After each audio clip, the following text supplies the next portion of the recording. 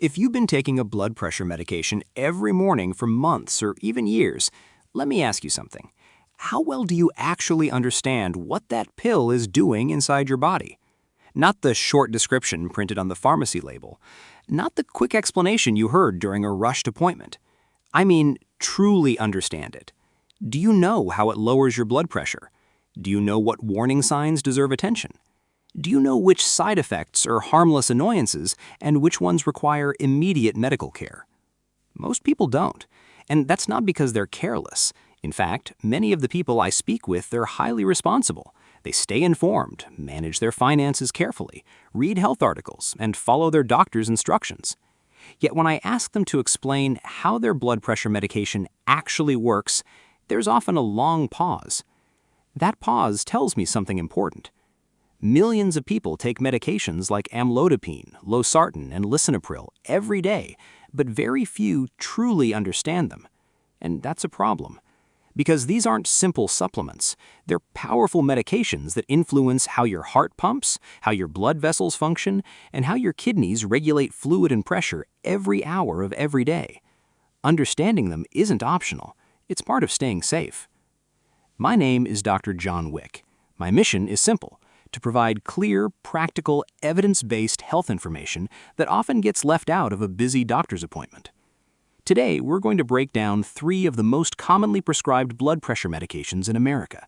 By the end of this discussion, you'll understand how they work, what side effects deserve attention, and which mistakes can quietly create serious problems.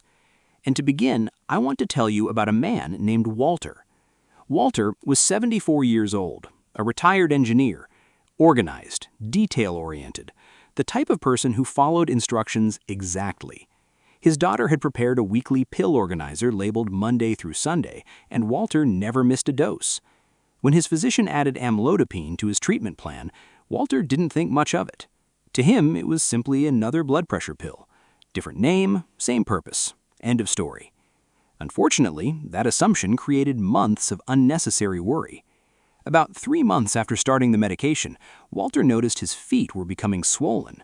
At first, it seemed minor. Then his shoes started feeling tighter. By late afternoon, his legs felt unusually heavy. Walking became uncomfortable. Gradually, he reduced his daily activity because movement seemed to make the problem worse. His mind immediately went to the worst-case scenario. Maybe his circulation was failing. Maybe his heart was weakening. Maybe something serious was developing. He spent hours searching online, convincing himself he might be developing heart failure. But the truth was far simpler. The swelling wasn't caused by heart failure. It wasn't caused by kidney disease. It wasn't caused by poor circulation. It was caused by the medication itself, and nobody had explained that possibility to him.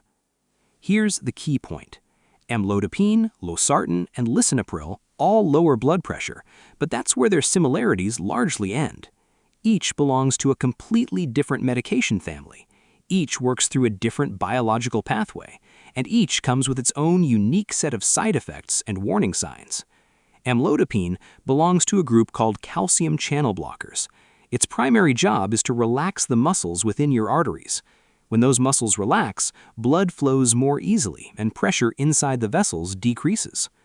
Lisinopril belongs to another category known as ACE inhibitors.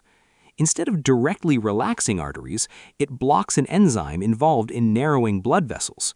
As a result, blood pressure falls. Losartan belongs to a class called ARBs, or angiotensin receptor blockers. It targets the same overall blood pressure system as Lisinopril, but works at a different point in the pathway. To patients, all 3 medications may seem interchangeable. To your body, they're very different. And understanding those differences can help you recognize important symptoms before they become larger problems. Let's return to Walter's story. His swollen feet were actually one of the most common side effects associated with amlodipine. The reason comes down to basic circulation. Amlodipine relaxes arteries very effectively. However, it doesn't relax veins to the same degree. As a result, blood flows into small vessels of the legs more easily than it flows back out.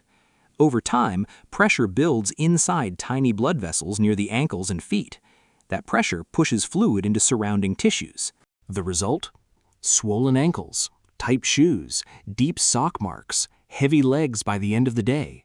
For many people, the swelling can be dramatic. And because swelling is commonly associated with heart failure, people naturally become frightened. But in many cases, what they're experiencing is simply a predictable effect of how amlodipine works.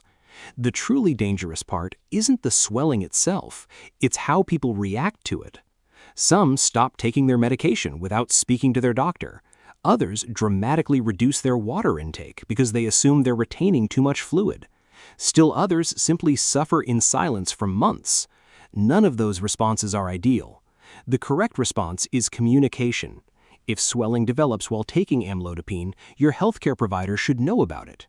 That doesn't necessarily mean the medication must be stopped. Sometimes dose adjustments help. Sometimes timing changes help. Sometimes leg elevation reduces symptoms significantly. And occasionally, a different medication may be a better fit. But none of those solutions can happen if the problem remains unspoken. Walter eventually discussed his symptoms with his physician. Once the cause was identified and the treatment plan was adjusted, the swelling improved substantially. Within a few weeks, he was back to his normal walking routine. The lesson is simple. The name printed on your medication bottle matters, because that name tells a story. And when you understand the story, you're far more likely to recognize what your body is trying to tell you. Now let's move to another medication that creates a completely different kind of problem. Unlike amlodipine, which often announces itself through swollen ankles and heavy legs, lisinopril tends to be much quieter. In fact, many people live with its most common side effect for months before realizing what's happening. I'm talking about the infamous ACE inhibitor cough. If you've never experienced it, it can be difficult to understand why it's so frustrating. This isn't the kind of cough that comes with a cold. It's not the productive cough you get when your body is trying to clear mucus. And it's usually not accompanied by fever, congestion, or obvious signs of illness. Instead, it's a dry, persistent irritation, a constant tickle at the back of the throat, a cough that seems to appear out of nowhere and refuses to leave. For some people, it's little more than an annoyance. For others, it becomes something that interferes with sleep, conversations, social activities, and overall quality of life. What makes this side effect particularly deceptive is timing. Many medication side effects appear shortly after treatment begins.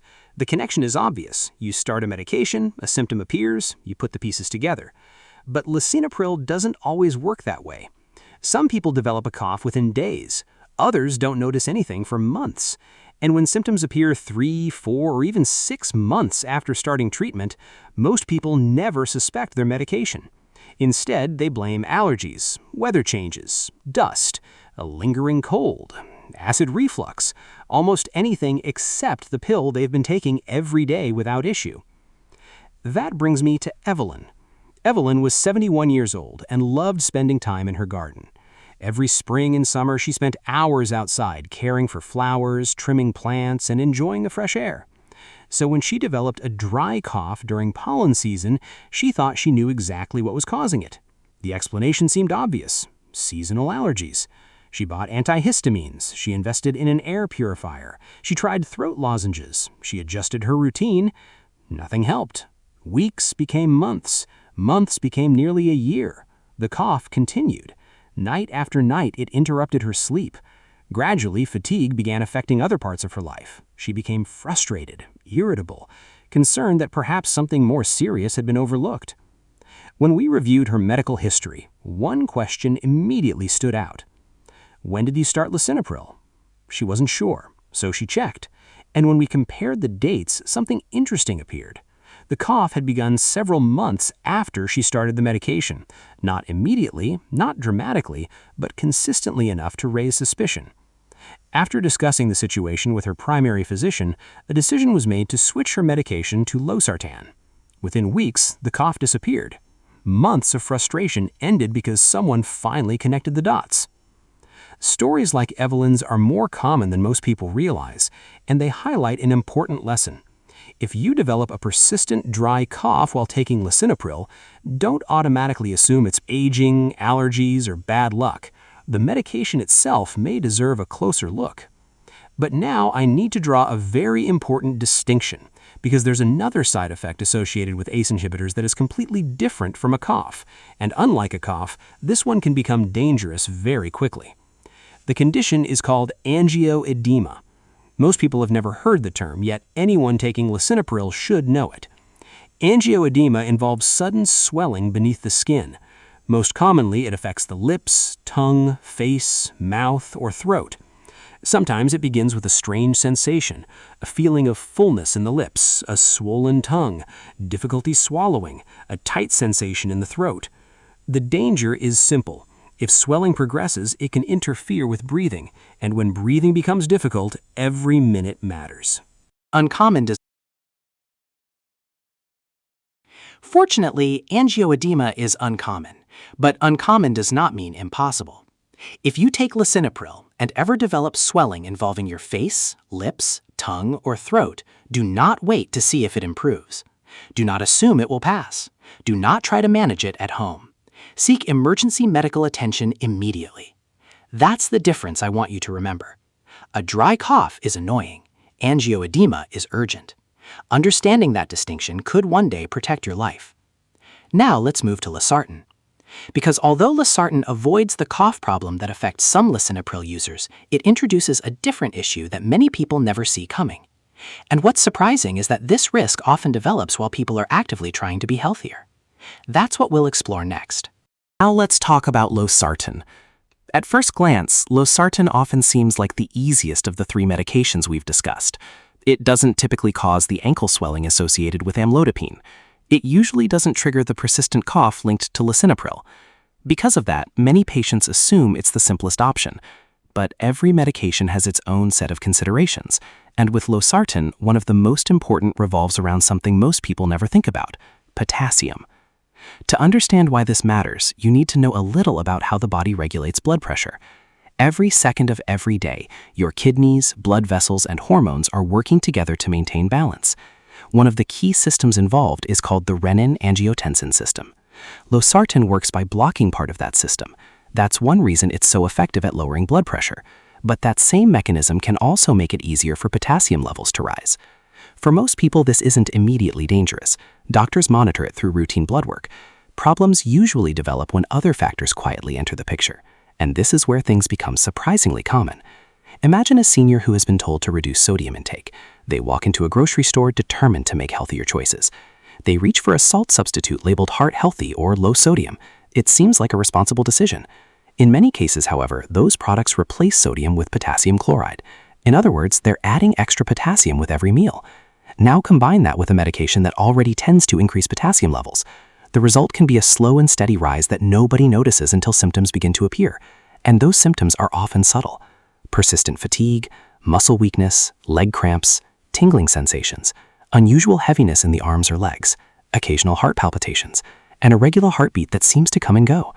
The problem is that these symptoms rarely point directly to potassium in a person's mind.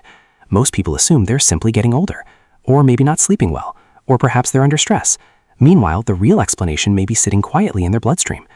What makes elevated potassium particularly concerning is that it doesn't always produce warning signs. Sometimes levels rise significantly before obvious symptoms appear. That's why routine monitoring matters. And that's why your doctor needs a complete picture of everything you're putting into your body. Not just prescriptions, supplements too. Electrolyte powders, protein drinks, sports recovery beverages, meal replacement shakes, salt substitutes, even certain nutritional products advertised specifically to seniors. Many contain meaningful amounts of potassium. And because they aren't prescription medications, people often forget to mention them. I can't tell you how many times I've asked someone what medications they take, only to discover 10 minutes later that they're using 3 supplements and 2 electrolyte products every day. Your doctor can't protect you from interactions they don't know exist. That's why complete honesty matters, not because you're doing anything wrong, but because good decisions depend on complete information. Now there's another situation that deserves attention, and it affects both Losartan and lisinopril. In fact, it may be one of the most overlooked safety issues in blood pressure management. Let's talk about illness. Not a major illness, not hospitalization, just ordinary sickness. A stomach virus, food poisoning, several days of diarrhea, persistent vomiting, a fever during a hot summer week, anything that causes dehydration. Most people assume their medication behaves the same way every day. But medications don't operate in isolation. They operate inside your body's current environment. And when dehydration enters the picture, that environment changes dramatically. Imagine you're losing fluids through vomiting or diarrhea. Your blood volume drops. Your kidneys receive less blood flow. Your body is already under stress. Now you're taking the same dose of Losartan or Lisinopril that was prescribed when you were healthy and fully hydrated. Suddenly the balance shifts. Blood pressure can fall lower than expected. Dizziness becomes more likely. Weakness increases. Kidney function may become strained. The medication itself hasn't changed. The conditions inside your body have. And that difference matters. One of the most valuable questions you can ask your physician is surprisingly simple. What should I do with my blood pressure medication if I become seriously dehydrated?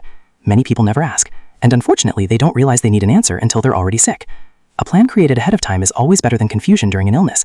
Knowing when to call, knowing which symptoms require attention, knowing whether medication adjustments may be necessary, those conversations can prevent a great deal of trouble, and yet they rarely happen. But we're not finished yet, because there's another risk hiding in plain sight, one that sits on pharmacy shelves across the country, one that millions of people use every week without a second thought: pain relievers. And when combined with blood pressure medications, they can create problems that few patients see coming.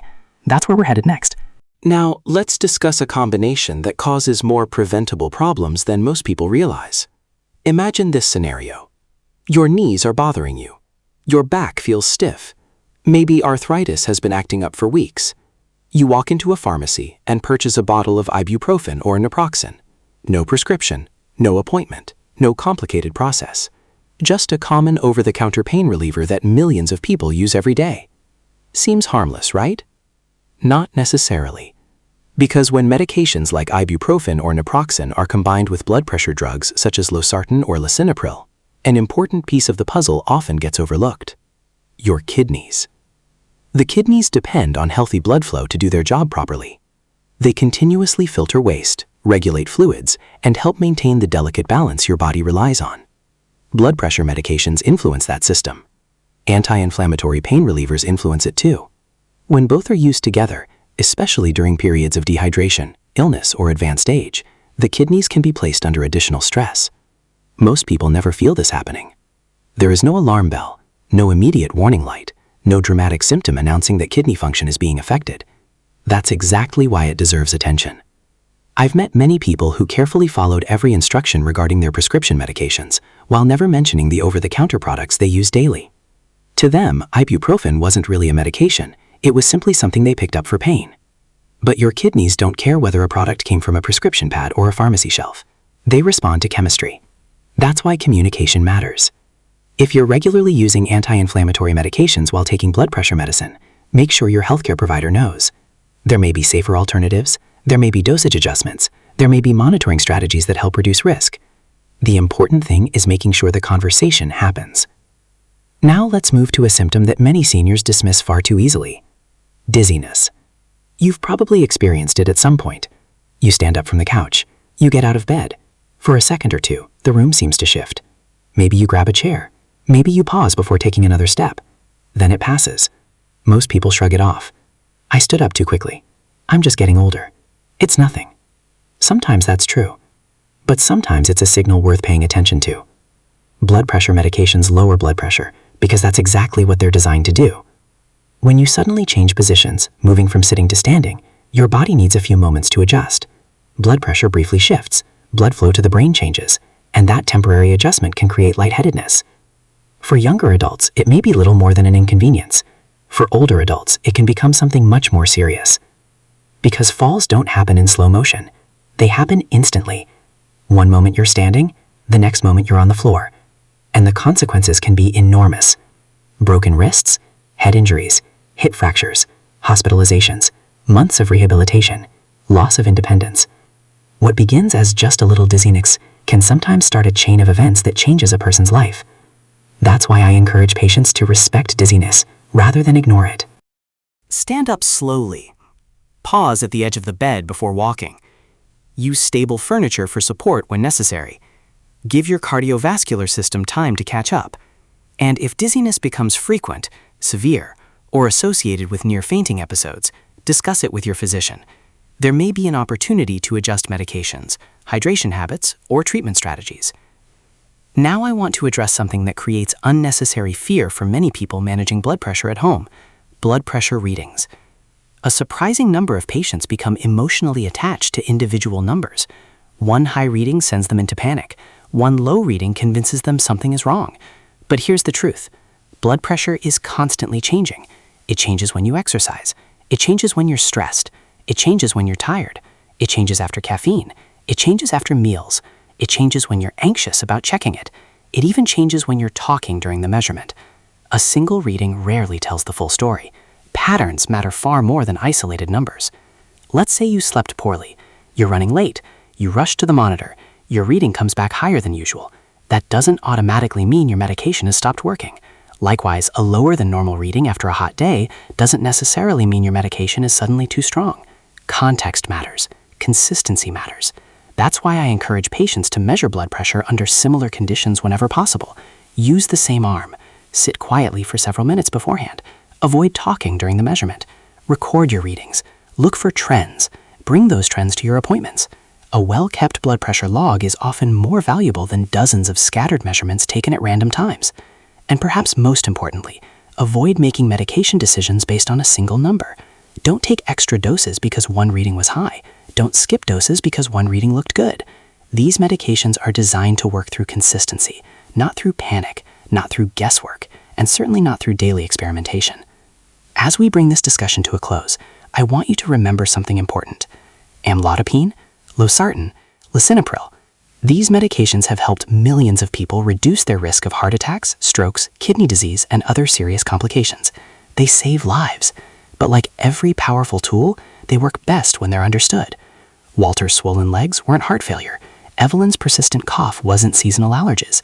Both were examples of people receiving important signals from their bodies and not having the information needed to interpret them.